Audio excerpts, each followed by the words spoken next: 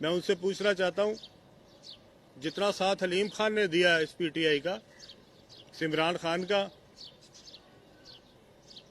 कोई मेरे से आधी भी कुर्बानी देने वाला है तो मेरे सामने लेके आओ उसको। खान साहब, मैं आपको कहना चाहता हूं, किसी ने हलीम खान से आधी भी कुर्बानी दी है अगर पूरी तहरीके इंसाफ में, उसका नाम लेके दिखाएं। आज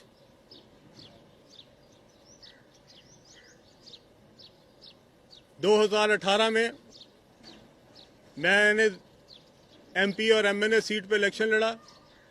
एमपीए सीट पे मैं एमपीए बन गया, एमएनए सीट पे मैं हार गया। ये 25 जुलाई 2018 की बात कर रहा हूं। 25 जुलाई के बाद 26 जुलाई को रिजल्ट निकला। 28 जुलाई को मुझे नैब से पहला नोटिस मौसूल हो गया। 31 जुलाई को मुझे दूसरा नोटिस आ गया। 3 जुलाई को मुझे तीसरा नोटिस आ गया। 7 जुलाई को मुझे चौथा नोटिस आ गया। ऐसा कौन सा मैंने कारनामा कर दिया था 25 जुलाई एमपीए बनने के बाद कि आपने मुझे 10 दिनों के अंदर 4 दफा नैब के दफ्तर बुलाया। मैं तो 2007 से लेकर 2018 तक कुछ भी नहीं था। मैं तो ना काउंसलर था, ना नाजिम था, ना एमपीए था, ना वजीर था। तो मेरी कौन सी ऐसी गलती थी जो कि आपको मेरे एमपीए बनने के बाद एकदम याद आई कि मुझे अगले 15 दिन में आपने 4 बार दफ्तर बुलाया नैब के।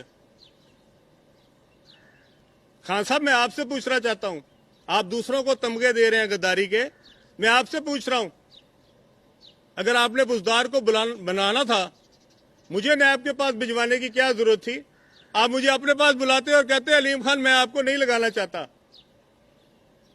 और ये जितने तरीके इंसाफ के कारकुनान है, जरा मुझे इसका जवाब दें। मुझे 4 बार नैब में क्यों बुलाया गया, जबकि मैंने 26 जुलाई से पहले तो कभी नैब का दफ्तर भी नहीं देखा था। मुझे कभी कोई आज तक नोटिस ही नहीं आया था, मुझे कोई लेटर भी नहीं आया था। और फिर जब मैं आखिरी बार डीजी के कमरे में बैठा था तो वहां पे साथ टीवी लगा था, डीजी साहब सामने बैठे थे, मैं इधर बैठा था और इधर एक टीवी लगा था दीवार पे और उसके ऊपर आ रहा था उस्मान बुजदार को वजीर आला नामजद कर दिया गया। ये 4थी दफा जब मैं नैब के दफ्तर गया तब की बात बता रहा हूं। तो मैंने डीजी साहब जो सामने बैठे थे, मैंने उनको कहा कि जनाबे वाला अब तो मेरी जान छोड़ दे, अब तो जिसने सीएम बनना था बन गया। ये हकायक अवाम सुने। ये जो लिबादे ओढ़े हुए हैं सच्चाई के नए पाकिस्तान बनाने के, मैं सारे खोलूंगा, सब बताऊंगा असल क्या है।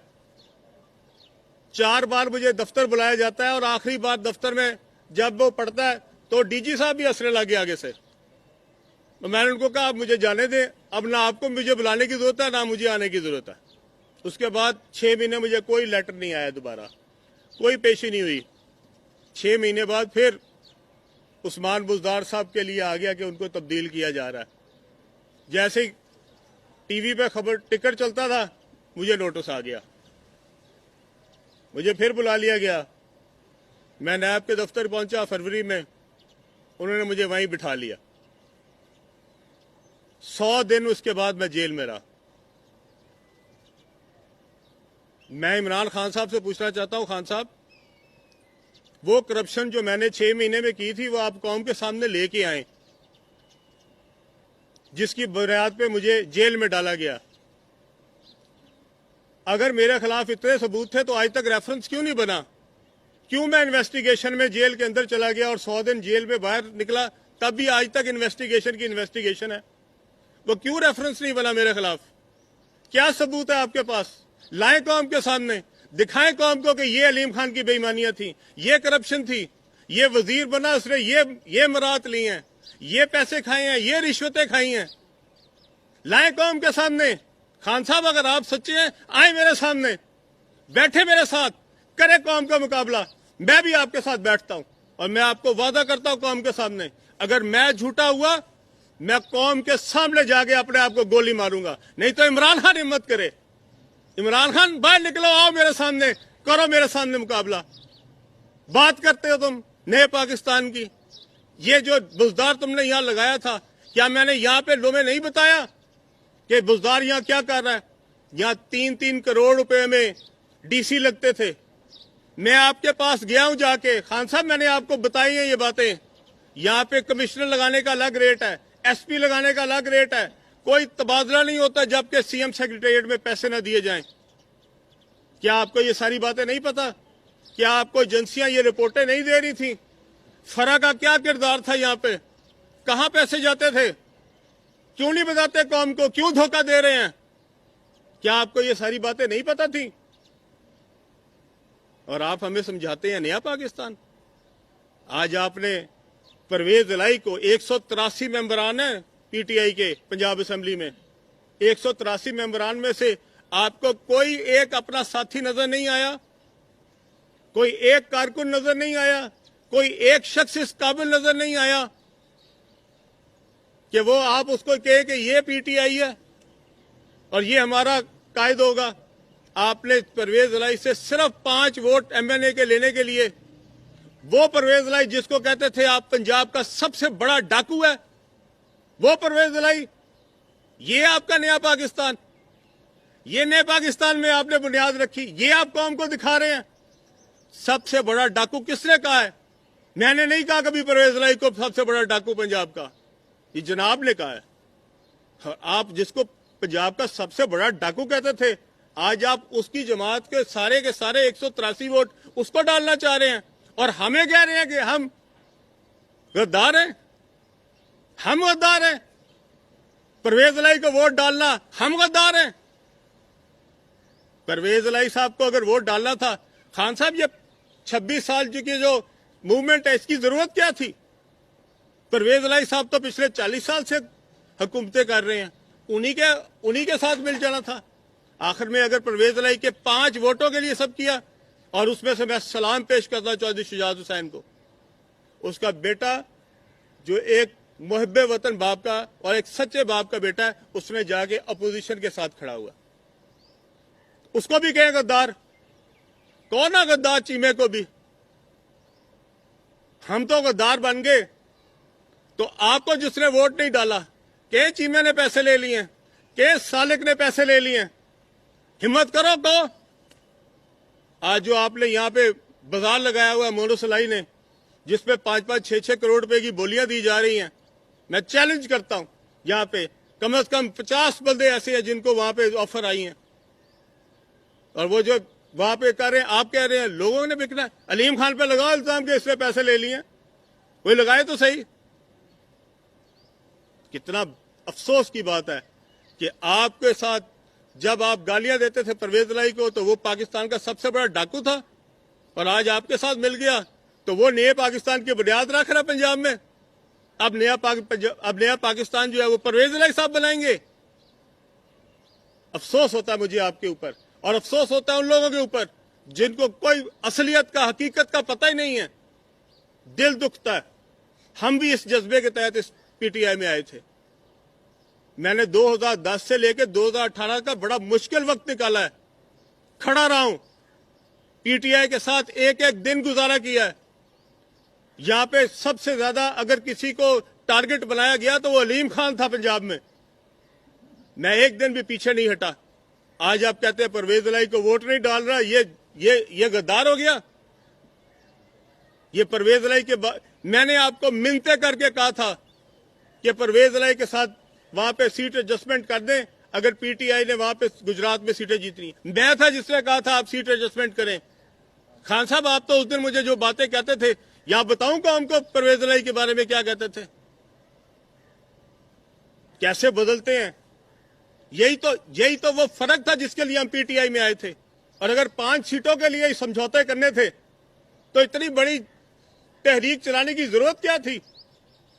5 सीटें थी उनके पास, उसमें से भी 2 लोग आपको वोट नहीं डाल रहे, तो 3 वोटों के लिए आपने ये सब कुछ किया।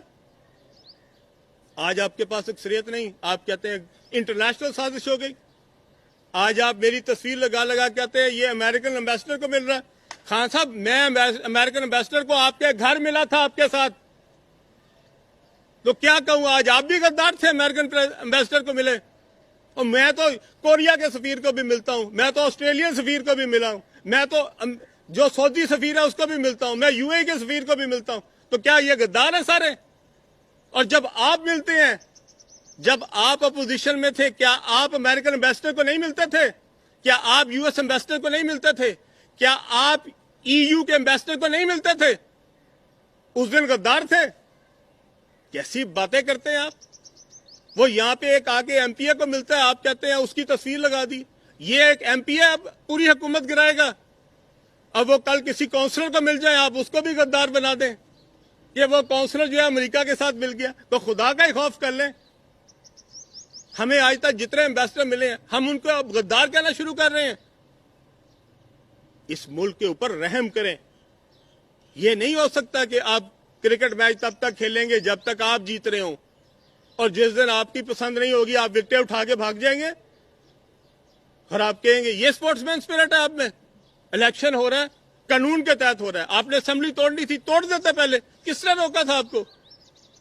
آپ کے خلاف جب عدم اعتماد پیش ہو جائے، آپ اسمبلی نہیں توڑ سکتے. یہی آئین کہتا ہے، یہی قانون کہتا ہے. یہ کون سا اصول ہے کہ جناب یا تو ہماری طرح، نہیں تو چلو وکٹیں اٹھاؤ اور بھاگو؟ یہاں پہ آپ نے کرا دی. کل آپ کے نمبر پورے نہیں تھے، پوری قوم نے دیکھا. یہاں ہمارے پاس سارے صحافی بیٹھے ہیں، سب نے گنی ہے وہ گنتی.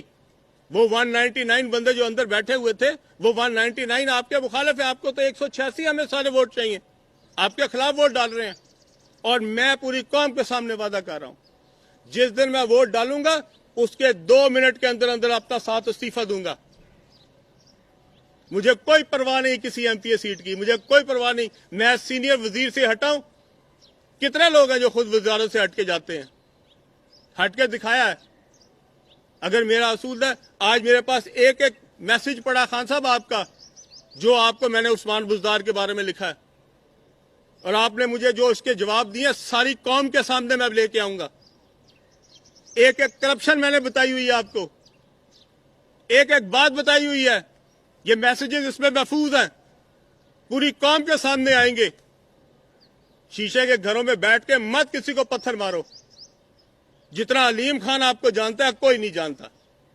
جتنی مجھے آپ کے بارے میں معلومات ہے کسی کو نہیں ہے.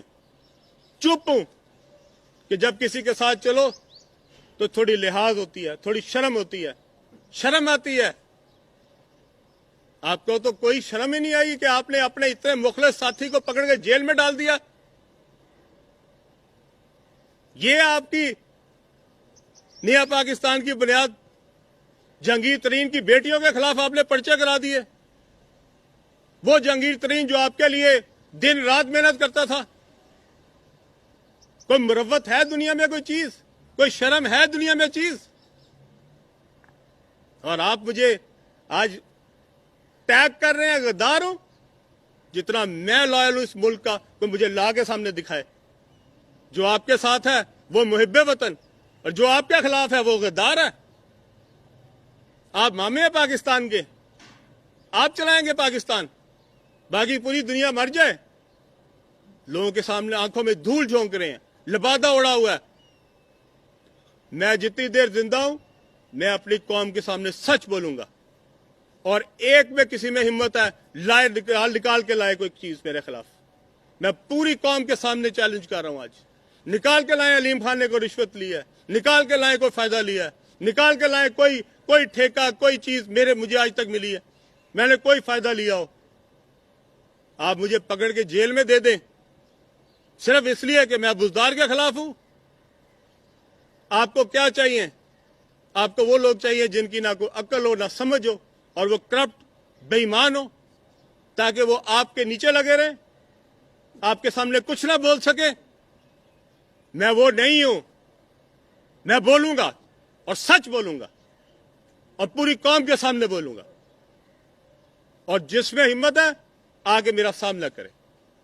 آخر میں اپنی پوری قوم کے سامنے کہنا چاہتا ہوں، میں نے بڑی وفا سے اور بڑی محنت سے اور اپنے تمام وسائل کو، اپنی ذات کو پیچھے رکھتے ہوئے تحریک انصاف کا ساتھ دیا ہے. جتنی میں نے محنت کی ہے، جتنی میں نے کوشش کی ہے، وہ صرف اور صرف ایک امید کے لیے تھی. ہم سمجھتے تھے کہ عمران خان کی شکل میں نیا پاکستان بنے گا. اور مجھے اس بات کا دکھ ہے کہ میں نے جس شخص کے لیے अपने जिंदगी के 10 साल लगाए वो इस कौम के साथ मुखलिस नहीं है। और जिसको दिखाया जा रहा है अल्लाह उल हक है, अल्लाह सबके सामने लेके आएगा जो किसी के अंदर पोशीदा है, और अल्लाह ताला दिखाएगा लोगों को। जो है वो छुप नहीं सकता। अल्लाह ताला इसी जिंदगी में सबको दिखा के फिर अपने पास बुलाता है। जो असलियत है वो सारी कौम देखेगी। मत मुझे कोई बताए कि मुहिब्बे वतन कौन है और गद्दारी कौन है। मुझे सब पता है क्या क्या होता रहा है, किस किस तरह होता रहा है, कौन कौन क्या क्या हरकतें करता रहा है। ये जो 3 ब्यूरोक्रेट 4 ब्यूरोक्रेट पंजाब में रहे हैं, ये जिस दिन पकड़े जाएंगे सारी कौम देख लेगी। जब 4 ब्यूरोक्रेट पकड़े जाएंगे पता लग जाएगा किसने क्या किया है, सारा सच पता लग जाएगा, सारी करतूत सामने आ जाएंगी। आप सबका बहुत शुक्रिया। आपने अभी जिस तरह बताया कि आप असेंबली की रुकनियत से इस्तीफा दे देंगे वोट के बाद, एक तो ये बताइएगा कि अलीम खान का मुस्तकबिल क्या होगा? पाकिस्तान की सियासत में, पंजाब की सियासत में एक्टिवली रोल प्ले करेंगे? अलीम खान का मुस्तकबिल क्या है, इमरान खान के बगैर या इमरान खान के साथ? अलीम खान का मुस्तकबिल जो है वो जो मेरे अल्लाह को मंजूर होगा वो होगा, और इंशाअल्लाह ताला मैं इस पाकिस्तान की खिदमत के लिए जो मेरा रोल हो सका वो मैं करता रहूँगा। इमरान खान साहब के जो हवारी हैं जो आज उनके साथ हैं, इनमें से बहुत सारे लोग ऐसे हैं जिनका तरीके इंसाफ की जदोजहद में कोई रोल नहीं है, जिनका कोई काम नहीं था इमरान खान साहब के वज़ीर आज़म बनने से पहले। आज आपको उनके तर्जुमान ऐसे नजर आते हैं जिनकी शक्ल भी हमने कभी नहीं देखी थी। लेकिन बहुत सारे ऐसे लोग भी हैं जो मैंने बातें की हैं वो सबके गवाह हैं, उन सब को पता है। उन सब में से बेशुमार लोग इमरान खान साहब को जाके ये बातें कह चुके हैं, उनको बता चुके हैं कि बुज़दार क्या कर रहा है, वो बता चुके हैं कि पंजाब में क्या हो रहा है। खान साहब ने किसी की नहीं सुनी। ये बताइए कि उस्मान बुज़दार और फराह खान के एक बहुत ज्यादा है। मैं क्योंकि जहांगीर तरीन साहब और आप सबसे ज्यादा क्लोज हैं, पूरे पाकिस्तान को पता था कि जो आपने नए पाकिस्तान के लिए मेहनत की है वो सब आपने बताया। मामला इस वक्त सुप्रीम कोर्ट में, लेकिन अवाम जैसा कि आपने बताया कि अभी भी एक इमरान खान के हिसार में है। आपकी बातें सच्ची हैं, कोई ऐसे हकाइक कौम को बताएं ताकि लोगों की भी आंखें खुलें। देखिए, मैंने तो आपको पहले बताया, मैं जितनी बातें की हैं मैंने सारी हल्फन की हैं, और मैं चैलेंज करता हूं जिसने डिनाई करना हो आए मेरे सामने और बैठ के, और मेरे सामने बैठे और पूरी कौम के सामने बैठे। मैं चाहता हूं पूरा मीडिया बैठे, खान साहब बैठे मेरे सामने और बताएं कि जो मैंने बातें की हैं कहाँ गलत की हैं, कौन सी बात है जो कि मैंने झूठ की है। बताइए कि उस्मान बुज़दार और फराह खान की जो करप्शन की दास्तानें सामने आई हैं उसके पीछे एक ही नाम लिया जाता रहा हमेशा कि उसमें खातून अव्वल बुशरा बीवी उनकी सरपरस्ती करती रही हैं और उनको भी हिस्सा जाता रहा है। क्या आप इस चीज़ की तस्दीक करेंगे? देखिए भाई, मैं किसी का नाम नहीं लेना चाहता, खान साहब की फैमिली का मैं नाम नहीं लेना चाहता, खान साहब के घर वालों के बारे में मैं कुछ नहीं कहना चाहता। फराह बीबी ने यहाँ पे बहुत रिश्वत ली है, वो हर ठेके में मौजूद थी, वो हर ट्रांसफर पोस्टिंग में मौजूद थी, और वो मेरे ख्याल में पाकिस्तान से बाहर निकल गई हैं। और आज से 2 दिन पहले मुझे पता लगा है अभी सोर्सेज से कि वो पाकिस्तान छोड़ चुकी हैं, वो भाग चुकी हैं, उनके हस्बैंड भी भाग चुके हैं। इसका मतलब है कि वो जितनी भी चीज़ें थी यहाँ से समेट के जा चुकी हैं। वो किसको पहुँचाती रही हैं, इसमें से कितना माल जाता रहा है, ये आइंदा जब इन्वेस्टिगेशनें होगी सब पता लग जाएगा। वो ब्यूरोक्रेट सारे यहीं पे हैं और सारे मौजूद हैं, और जितने पैसे लेते रहे हैं वो सारे के सारे जो हैं वो अवाम के सामने आ जाएंगे। सब पता लग जाएगा जिस दिन इन्वेस्टिगेशन होगी, और इंशाल्लाह ताला कौम जो है वो असली चेहरा देख लेगी। पीटीआई ये सवाल कर रही है कि अलीम खान ने 8 साल डट कर नून लीग की मुखालफत की, खान साहब के साथ कदम से कदम मिलाकर खड़े हुए। ऐसी क्या वजह है कि अब खान साहब जो हैं, आप जो हैं, वो नून लीग के साथ खड़े हो गए? ये वजह क्या है? जब आप परवेज इलाही साहब को वजीर आला पंजाब नामजद करेंगे, जिनको आपने पंजाब का डाकू कहा था, मैंने नहीं कहा। जब पंजाब का सबसे बड़ा डाकू जो है वो सिर्फ 5 सीटों के लिए आपका नामजद हो जाएगा, और आप दूसरों को बताएंगे कि नया पाकिस्तान कैसे बनना है। ये नया पाकिस्तान बनने लगा, बुनियाद जिसकी बुनियाद परवेज इलाही बनाएगा। 183 लोगों में से आपको एक मुखलिस कारकुन नहीं मिला पीटीआई का, एक ऐसा साथी नहीं मिला जिसके ऊपर आप एतबार कर सकें। और आपने पंजाब के सबसे बड़े डाकू को जो है वो मुंतखब करवाना है परवेज इलाही को, सिर्फ इसलिए क्योंकि उसके 5 वोट आपको चाहिए थे। उन 5 वोटों में से भी सालिक हुसैन जो है वो एक खुददार बाप का बेटा है, उसने जाके कहा है कि मैं इस बुरे काम में आपका साथ नहीं हूं। और इसी तरह वो जो हमारे चीमा साहब है उन्होंने भी कहा है, उन पे भी गद्दारी का इल्जाम लगाएं। जो आपको वोट नहीं डाल रहे वहां पे, हम परवेज इलाही को वोट नहीं डालेंगे। आप सबको पता है ब्यूरोक्रेट्स कौन कौन से काम करते रहे हैं, 3-4 ब्यूरोक्रेट नहीं, आपको मेरे से ज्यादा आते हैं।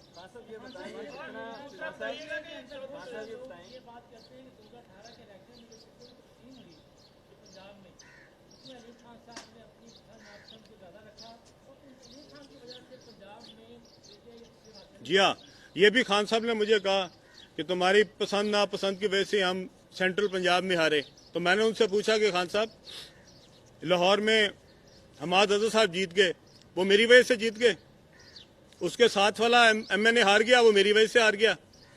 और जो जीतता गया वो आपकी वजह से जीतता गया, जो हारता गया वो मेरी वजह से हारता गया। एक एमपी जीत गया वो आपकी वजह से जीत गया, जो साथ वाला एमपी हार गया वो मेरी वजह से हार गया। तो खुदा का खौफ करें। मैंने सबसे बेस्ट कैंडिडेट्स पुट किए गुजरांवाला में, हम सारी सीटें गुजरांवाला में हार गए। क्या वो मेरी पॉपुलैरिटी के वोट ले रहे थे? वो खान साहब आपकी पॉपुलैरिटी के वोट ले रहे थे। अगर किसी जगह आप ज्यादा पॉपुलर थे तो वो हमारा कैंडिडेट जीत गया, अगर किसी जगह आप पॉपुलर कम थे तो हमारा कैंडिडेट हार गया। इसमें मेरा क्या कसूर है? लाहौर में अगर जहीर अब्बास साहब हार गए और उनके चचा जो खोखर साहब है वो जीत गए, तो अब जहीर अब्बास मेरी वजह से हार गया और चचा जान आपकी वजह से जीत गए। ये को इंसाफ तो करें। अच्छा खान साहब, ये बता दें कि आपने कभी जो जेल जो आपको काटनी पड़ी है, क्या कभी सरकार के खिलाफ आपने कंपेन चलाई? और दूसरा ये बता दें कि आइंदा इंतखाब जो आप लीग के टिकट से लड़ेंगे या वो अपनी पार्टी बनाएंगे? देखिए, मैं अभी ये नहीं कुछ कह सकता कि मेरा अगले का सियासी लाएमल क्या होगा नहीं होगा, ये वक्त बताएगा।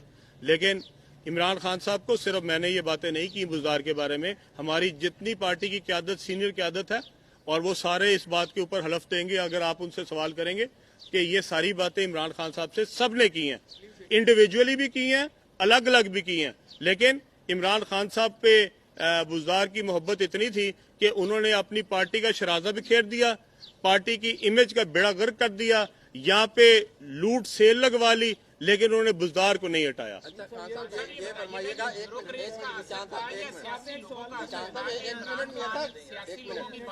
एक कमेटी के जितने लोग थे, चाहे वो जहांगीर तरीन था, अलीम खान था, चौधरी सरवर था, सारे कोर कमेटी के लोग आज बाहर हैं और बड़े बाबांगे दोखल इमरान खान की मुखालफत कर रहे हैं। क्या वजह है? सियासी लोग नहीं है, सियासी सोच नहीं है, या ब्यूरोक्रेसी ज्यादा हावी रही है वज़ीर आज़म? खान साहब ने मेरे ख्याल में हर हुक्मरान की तरह जब कोई शख्स हुक्मरान बन जाता है तो उसको जो पुराने दोस्त होते हैं वो बुरे लगने लग जाते हैं, क्योंकि वो उससे सच्ची बातें कर रहे होते हैं। हम तो इमरान खान साहब के साथ उसी तरह थे जिस तरह 2010 में थे, उसी तरह हम 2018 में थे। पर जो 2018 में आए थे उनके लिए इमरान खान एक वजीर आजम था। हमारे